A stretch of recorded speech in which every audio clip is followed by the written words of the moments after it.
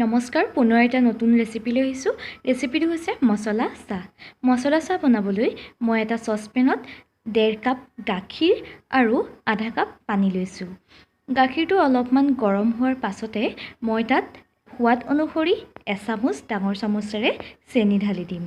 তাৰ পাছতে মই মছলাৰ বাবে ব্যৱহাৰ কৰিছোঁ 2 খিলা তেজপাত, 4টা লং, এটুকুৰা ডালচেনি, এটা ইলাইচি আৰু 2 টুকুৰা সৰুকৈ আদা।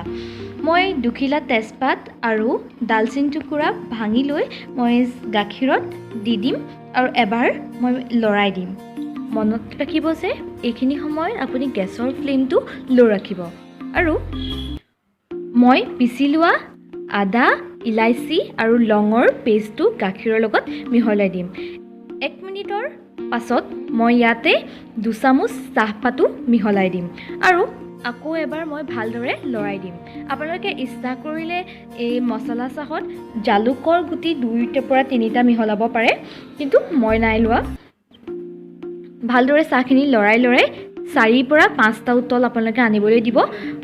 এনেদৰে 4-5টামান উতল দিলে চাহখিনি ডাঠ হৈ পৰে আৰু খাবলৈ ক্ৰিমিৰ দৰে এটা টেষ্ট পৰে। আৰু মনত ৰাখিব যে এই উতলনাৰ সময়ত যেতিয়া আমি চাহপাত ঢালোঁ তাৰ অলপমান পাছতে আপোনালোকে গেছৰ ফ্লেমটো হাই কৰি দিব।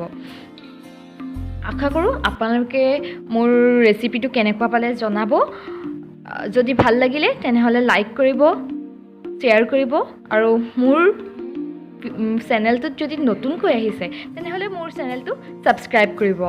ধন্যবাদ।